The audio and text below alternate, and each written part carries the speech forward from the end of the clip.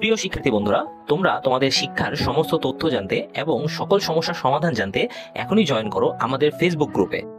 Facebook গ্রুপের link দেওয়া আছে ডিসক্রিপশন বক্সে। স্বাগতম সবাইকে ওয়াইস পয়েন্ট একাডেমিতে। আজকে আমরা ষষ্ঠ শ্রেণী ডিজিটাল প্রযুক্তি বিষয়ের শিখন অভিজ্ঞতা 3-এর সেশন নাম্বার 2 নিয়ে আলোচনা করব। তো দেখো, সেশন নাম্বার 2-এ বলা হয়েছে অন্যের সম্পদ সম্পর্কে জানি, সচেতন থাকি। গত সেশনে আমরা প্রতিবেদন লিখে এনে তা সহপাঠীদের সঙ্গে বিনিময় করেছি এবং কিছু প্রশ্নের মাধ্যমে জানতে পেরেছি যে যখন অন্য কোনো ব্যক্তি বা প্রতিষ্ঠানের কোনো লেখা, ছবি বা তথ্য ব্যবহার করতে চাই, তখন আমাদের উচিত তাদের নাম দেওয়া। এটি কিন্তু আমাদের বিদ্যালয় পত্রিকা বানানোর সময়ও খেয়াল রাখতে হবে। এই সেশনে আমরা যে বাড়ির কাজটি করেছি তা থেকে শিক্ষক অনেকের কাছ থেকে উত্তর শুনতে চাইবেন। অর্থাৎ কেন কারো তৈরি করা কিছু ব্যবহার করলে সঙ্গে ব্যক্তির নাম দেওয়া একটি গুরুত্বপূর্ণ বিষয়, সে সম্পর্কে কিছু কারণ জানতে চাইবে। আমরা কিন্তু গত সেশনে আলোচনা করেছিলাম কেন একজনের বুদ্ধিভিত্তিক সম্পদ ব্যবহার করলে তার বুদ্ধিভিত্তিক সম্পদের সাথে আমাদের তার নাম ব্যবহার করতে হবে, তা নিয়ে কিন্তু আমরা গত সেশনে আলোচনা করেছিলাম। তোমরা অবশ্যই চেক করো সেই ভিডিওটা। আমাদের সহপাঠীরা যে সব কারণগুলো বলছে তা থেকে কয়েকটি কারণ আমরা নিচে ঘরে লিখতে পারি। তো দেখো, সহপাঠীদের বলা উত্তর। তো এইখানে 1 নম্বর, 2 নম্বর এবং 3 নম্বর, 4 নম্বরে হচ্ছে তোমার সহপাঠীরা কোন উত্তরগুলো লিখেছে। অর্থাৎ এই যে সেশন 1-এর যে শেষে যে একটা ছক ছিল, এই ছকে তোমার বন্ধু কোন কারণ জানিয়েছে তা এই জায়গায় লিখতে বলা হয়েছে। তো দেখো, আমরা এর একটা নমুনা সমাধান দেখে আসি যে এখানে তোমরা কিভাবে লিখতে পারো। অর্থাৎ আহ, একজন আহ, একজন লেখকের বা একজন কারোর বুদ্ধিভিত্তিক সম্পদ ব্যবহারের ক্ষেত্রে তার নাম ব্যবহার করলে তার মনের ভিতরে কেমন একটা অনুভূতি জাগে, সেটা আমরা একটু লিখতে পারি। তো দেখো যে এখানে হচ্ছে 1 নম্বর হচ্ছে লেখক উৎসাহিত হয়। আমরা যদি কারো বুদ্ধিভিত্তিক সম্পদ ব্যবহার করে তার নাম ব্যবহার করি, তাহলে অবশ্যই কি হবে, লেখক উৎসাহিত হবে। আর যদি না ব্যবহার করি তাহলে কি হবে, লেখক অনুৎসাহিত হবে। এরপর 2 নম্বর হচ্ছে লেখকের সত্য ঠিক থাকে। অর্থাৎ লেখক যে নিজের তার যে অধিকার, সেই অধিকারটা কি থাকে, ঠিক থাকে। যদি আমরা আমার লেখকের লেখার সাথে তার নাম ব্যবহার করি, তাহলে কি থাকবে, লেখকের সত্য অর্থাৎ লেখকের অধিকার ঠিক থাকবে। এরপর তথ্যের নিশ্চয়তা দেয়। ধরো যে আমি তোমাদেরকে একটা তথ্য দিলাম এবং সেই তথ্যের অর্থাৎ তোমাদেরকে একটা ছড়া দিলাম, দিয়ে বললাম যে এই ছড়াটা লিখেছেন কাজী নজরুল ইসলাম। তখন কিন্তু তোমাদের বিশ্বাস করতে মন চাইবে যে না, এটা লেখক হয়তো কাজী নজরুল ইসলাম। বাট আমি যদি নিজের কথা বলে একটা ছড়া তোমাদেরকে দেখাই, তোমাদের কিন্তু তেমন একটা বিশ্বাস হবে না যে আমার মতো সাধারণ একজন মানুষ এ ধরনের কবিতা লিখতে পারে। সো বিষয়টা হচ্ছে কি, যে তথ্যের নিশ্চয়তা, যে যে তথ্যটা আমাকে দিয়েছে সে, তার নাম যদি আমি উল্লেখ করি, তাহলে সেই নিশ্চয়তা তার কাছে যে সে তথ্যটা দিয়েছে সেটা অবশ্যই একটা কি, ভালো এবং নিশ্চিত একটা তথ্য। প্রতিবেদনের গ্রহণযোগ্যতা বৃদ্ধি পায়। অর্থাৎ আমি যখন কারো বুদ্ধিভিত্তিক সম্পদ ব্যবহার করব, তখন সেক্ষেত্রে কী হবে, আমার প্রতিবেদনে ব্যবহার করব, তখন কি হবে, আমার প্রতিবেদনের বুদ্ধিভিত্তিক সম্পদের ব্যবহারের কারণে এবং তার নাম ব্যবহারের কারণে আমার প্রতিবেদনটা গ্রহণযোগ্যতা বৃদ্ধি পাবে, বেশি গ্রহণযোগ্য হবে। এবার চলো নিচের অংশটি পড়ে নেই। সহজ ভাষায় বলতে গেলে যখন কেউ বুদ্ধি খাটিয়ে কোনো কিছু তৈরি করে, সেগুলোকে বলে বুদ্ধিভিত্তিক সম্পদ। অর্থাৎ যখন কেউ নিজের বুদ্ধি খাটিয়ে কি করে, কোনো বুদ্ধিভিত্তিক সম্পদ তৈরি করে, তখন তাকে কোনো সম্পদ তৈরি করে বা কোনো জিনিস তৈরি করে, তখন তাকে কি বলে, বুদ্ধিভিত্তিক সম্পদ বলে। যেমন কারো লেখা কোনো গল্প, কেউ যদি গল্প লেখে, অবশ্যই কি সে নিজের বুদ্ধি খাটিয়ে নিজের চরিত্রগুলো গঠন করে নিজের একটা আলাদা একটা সিনারিও তৈরি করে কি করতেছে, গল্প লিখতেছে।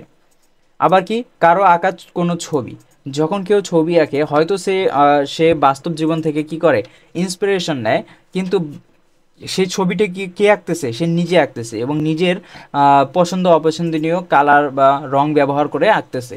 সেক্ষেত্রে কি হয়, সেটা কি একটা বুদ্ধিভিত্তিক সম্পদ হিসেবে তৈরি হয়। কারো তৈরি করা কোনো মোবাইল ফোনে অ্যাপ্লিকেশন ইত্যাদি। আমরা অজস্র অ্যাপ্লিকেশন ব্যবহার করি আমাদের এই মোবাইল ফোনে, তাই না? তো এই মোবাইল ফোনের কিছু কিছু আছে যারা স্বতন্ত্র নিজেরা তৈরি করে বা একজন ব্যক্তি মাত্র তৈরি করে, আবার কিছু কিছু আছে যে একটা কোম্পানি তৈরি করে। সো এই ক্ষেত্রে বিষয়টা হচ্ছে কি যে কোম্পানির ক্ষেত্রে কোম্পানি স্বত্বাধিকারীটা কোম্পানির ক্ষেত্রে যায়, এবং একজন ব্যক্তি করলে স্বত্বাধিকারীটা কার কাছে যায়, সেই ব্যক্তির কাছে যায়, বাট স্টিল ওটা বুদ্ধিভিত্তিক সম্পদ হিসেবেই গণ্য হয়। এখন আমাদের মাথায় প্রশ্ন আসতে পারে, আমরা তো সম্পদ বলতে টাকা পয়সা, জায়গা জমি, আসবাব ইত্যাদি বুঝি, তাহলে একটি গল্প, কবিতা বা ছবি কিভাবে সম্পদ হয়? কারণ এগুলো একজন মানুষ বা একটি প্রতিষ্ঠান তার বুদ্ধি বা চিন্তা ব্যবহার করে তৈরি করেছে, এবং এটি বিক্রি করে অর্থ উপার্জন করা যায়। তোমরা দেখো যে আমরা অজস্র মানুষ আছে যারা কি করে, বই বই পড়তে পছন্দ করে, এবং তারা কি করে, বই কিনে বই পড়তে পছন্দ করে। সো এই যে একজনের লেখা বই আমি কিনে পড়তেছি, সেক্ষেত্রে কি তার সেই বুদ্ধিভিত্তিক সম্পদের মাধ্যমে ইনকাম হচ্ছে, তার অর্থ উপার্জন হচ্ছে। আবার দেখো যে একটা অ্যাপ্লিকেশন ইনস্টল করলে সেখানে কি থাকে, হয়তো ফ্রি থাকে কিছু জিনিস, আবার কিছু জিনিস ব্যবহার করার জন্য কি করতে হয়, আমাদের আপগ্রেড করতে হয়, আমাদের একটা প্ল্যান সিলেক্ট করতে হয়। সো এই ক্ষেত্রে কি এটা সেই তার অর্থ উপার্জনের একটা উপায়, যার কারণে এটা কি সম্পদের, এটাকে কি সম্পদ বলতে পারি আমরা। এখানে দুটি ধারণা আমাদের জানা প্রয়োজন, একটি হচ্ছে কি কপিরাইট এবং অন্যটি পেটেন্ট। কপিরাইট এবং পেটেন্ট কি?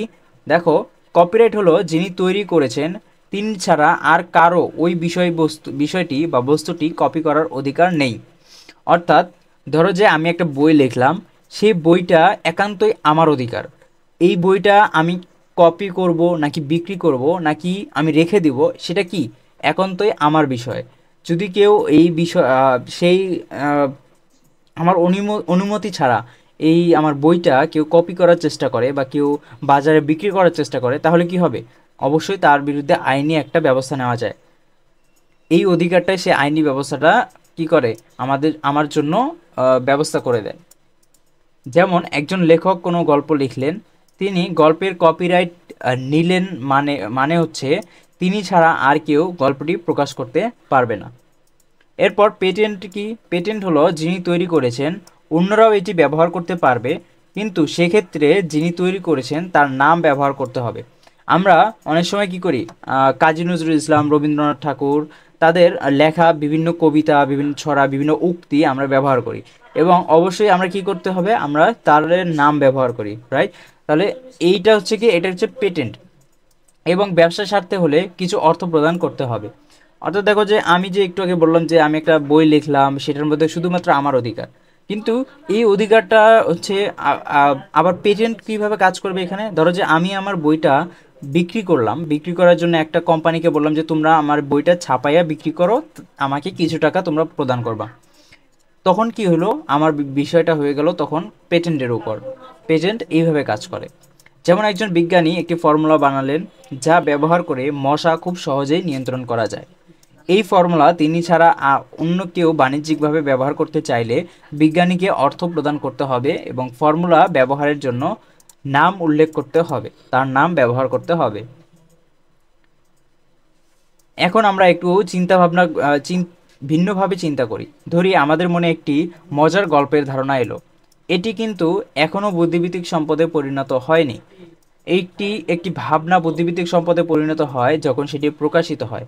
অর্থাৎ একটি ভাবনা বা একটি বুদ্ধি তখনই বুদ্ধিভিত্তিক সম্পদ হিসেবে প্রকাশিত হয় যখন মানুষের সামনে সেটা কি হয়, প্রকাশ হয়। প্রকাশিত না হলে সেটি সমাজের জন্য অন্য কেউ ব্যবহার করতে পারে না, কাজেই সেটি সমাজ বা অর্থনীতিতে কোনো মূল্য যোগ করতে পারে না।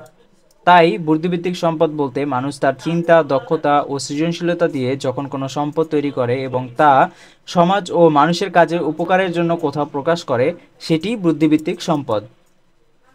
এবার চলো আমরা কিছু অনুশীলন করি। আমরা কোনটিকে কার বুদ্ধিভিত্তিক সম্পদ বলবো, কোনটিকে বুদ্ধিভিত্তিক সম্পদ বলবো না, তার অনুশীলন করা যাক। নিচের কিছু ছবি দেওয়া আছে, ছবির পাশে কিছু অনুমান দেওয়া আছে। আমাদের ছবি দেখে এবং অনুমান পড়ে পাশের কলামে উত্তর দিতে হবে। এর জন্য আমরা সহপাঠীর সঙ্গে 2 মিনিট ছবি নিয়ে আলোচনা করি এবং তারপর কাজটি করি। অর্থাৎ এটা একটা কি জোড়ায় কাজ। তো দেখো এখানে একটা উদাহরণ দেওয়াই আছে যে এই ছবিটির নাম মোনালিসা। ছবিটি এঁকেছেন লিওনার্দো দা ভিঞ্চি। ছবিটির একটি কপি ব্যবহার করেছেন রহিম সাহেব। এখানে ছবিটি কি বুদ্ধিভিত্তিক সম্পদ? যদি হয় তাহলে কার বুদ্ধিভিত্তিক সম্পদ? তো একটু চিন্তা করে দেখো, মোনালিসা ছবিটি এঁকেছেন কে? Leonardo da Vinci. ব্যবহার করেছেন রহিম সাহেব। রহিম সাহেব কিন্তু এই ছবিটি তৈরি করেননি বা আঁকেননি, এটা হচ্ছে কি তিনি শুধু ব্যবহার করেছেন। বাট এখানে হচ্ছে কি এঁকেছেন কে? লিওনার্দো দা ভিঞ্চি, এবং তিনি নিজের বুদ্ধিমত্তা কাজে লাগিয়েই এটা কি তৈরি করেছিলেন, যার কারণে এটি একটি বুদ্ধিভিত্তিক সম্পদ এবং লিওনার্দো দা ভিঞ্চি বুদ্ধিভিত্তিক, তার ব্ল্যাক বুদ্ধিভিত্তিক সম্পদ। এরপর দেখো বইয়ের নাম আমার বন্ধু রাশেদ। বইটি পড়েছেন আব্দুর রহমান।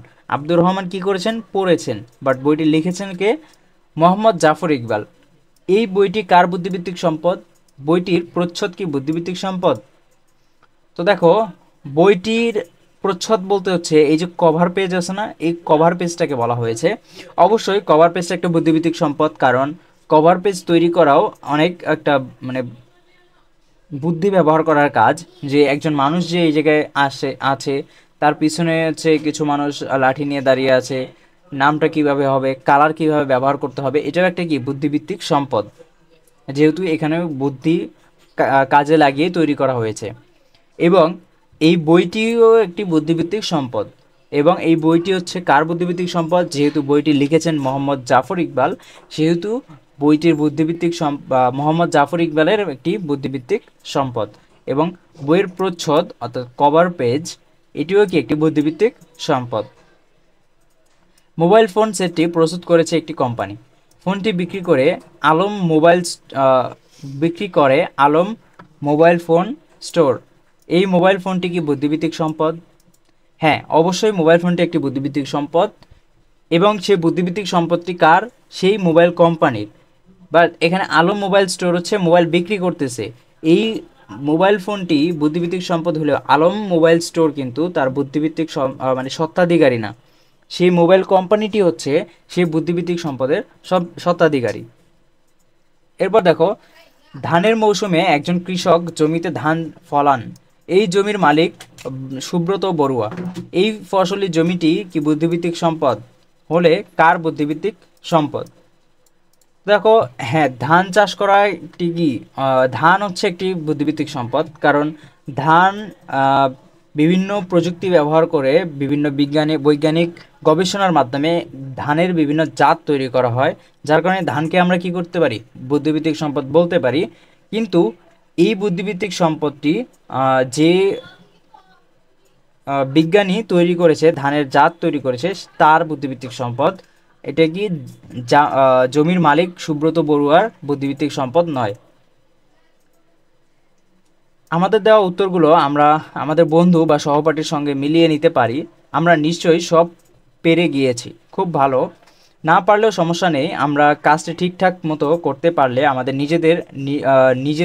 নিজেকে অভিনন্দন জানানো উচিত। এখানে যে তারাটি দেওয়া আছে, চলো তা আমরা পছন্দ মতো রং দিয়ে রং করি এবং নিজেকে উপহার দেই। এই তারাটি কি করতে হবে? রং দিতে হবে। তো আজকের সেশনটা এই পর্যন্তই। তোমাদের যদি সেশনটা ভালো লাগে আমাদের ইউটিউব চ্যানেলকে সাবস্ক্রাইব করো, আমাদের ফেসবুক গ্রুপে যুক্ত হও, কারণ আমরা আমাদের ফেসবুক গ্রুপে বিভিন্ন ধরনের এডুকেশনাল কন্টেন্ট, বিভিন্ন ধরনের নিউজ সেখানে দেই।